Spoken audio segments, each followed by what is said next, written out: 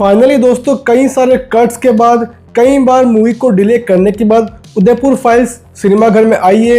मेरे यहाँ पर काफ़ी और टाइम था, इसी कारण से मैं कल नहीं देख पाया और शायद आगे देख भी नहीं पाऊंगा, क्योंकि एक शो लगा था और वो अब हट चुका है। लेकिन मुद्दा ये है कि ये पिक्चर कैसी है, तो चलिए दोस्तों अभी इसी बारे में आपको बताते हैं। उदयपुर फाइल्स दोस्तों रियल इंसिडेंट्स पर बेस्ड मूवी है।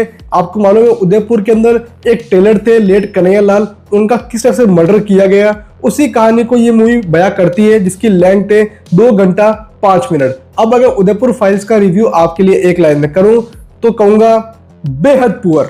मतलब रियल इंसिडेंट्स को आपने लिया, आपके पास कहानी सैड थी, उसके इमोशन सैड थे, लेकिन नहीं भाई, जो पिक्चर बनाई है ना बेहद ही कमजोर पिक्चर बना के रखी है, जिसके अंदर खून खौलता है तो सिर्फ और सिर्फ लास्ट के 15 मिनट देखकर।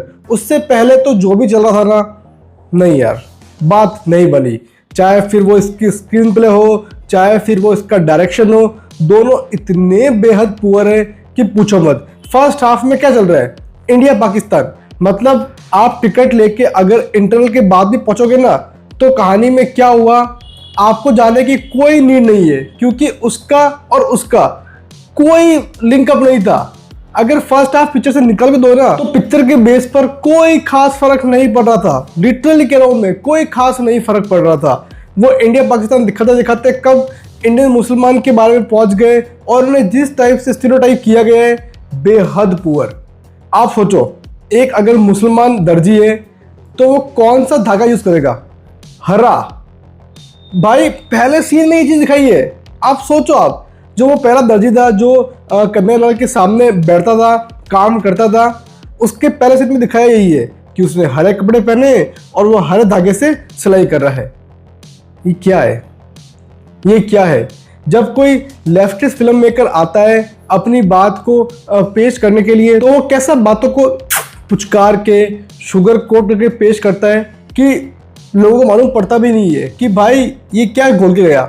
और एक तरफ जब राइटिस्ट आते हैं तो भाई वो चीखते हैं, चिल्लाते हैं, हंगामा करते हैं। भाई नहीं यार, ऐसे पिक्चरें नहीं बनती है। अगर ऐसे बनेगी तो हालत ऐसी होगी। अब आप में से काफी बोलेंगे भाई बहुत सारे कट लगे इसी कारण से हुआ। बहुत सारे कट के बावजूद 2 घंटा 5 मिनट की ये पिक्चर है। आधे टाइम में तो अपने आप से कनेक्ट कर देना पिक्चर। लिटरली कहता हूँ पिक्चर कनेक्ट नहीं करती है। जो मेन कैरेक्टर है पिक्चर का वो 40 मिनट के बाद पिक्चर में अपनी एंट्री दे रहा है। आप सोचो। और बहुत सारी चीजें ऐसी है जो कि आपको बहुत परेशान करने वाली है, बहुत परेशान करने वाली है। कई सारी बातों को सिर्फ भाई मॉक करना है हमें, उसके लिए पेश किया है। हम उनसे कुछ कनेक्शन बिठा पाए, नहीं हो पाता है, हो ही नहीं पाता है। विजय राज ने सुपर्ब काम किया है, काफी स्ट्रॉन्ग तरीके से अपने कैरेक्टर के अंदर वो दिखे, अच्छा काम किया। रजनीश दुग्गल यहाँ पर है, प्रीति जिंगियानी पता नहीं कितने ही बरसों के बाद यहाँ पर देखने को मिली है, ठीक ठाक सा काम किया है, बहुत कुछ इंप्रेस नहीं कर पाए हैं। और कई सारी चीज़ों को यहाँ पर फिक्शनलाइज भी किया गया है, तो उनका भी इम्पैक्ट कुछ खास नहीं पड़ता है। जो मर्डर हुआ था वो क्लाइमैक्स में होता है और उस मर्डर के बाद जो पकड़े गए वो 2 मिनट में पकड़े गए। आप सोचो, जबकि इनका फोकस इस मर्डर पे होना चाहिए था, ये यहाँ की वहाँ की बातों को मेन मुद्दे पे रख रहे थे। मर्डर तो बिल्कुल साइड कर दिया उन्होंने। तो मेरे अकॉर्डिंग तो ये मूवी अपने मुद्दे को जस्टिस बिल्कुल नहीं देती है। मैं दूंगा उदयपुर फाइल्स को 3 आउट ऑफ 10।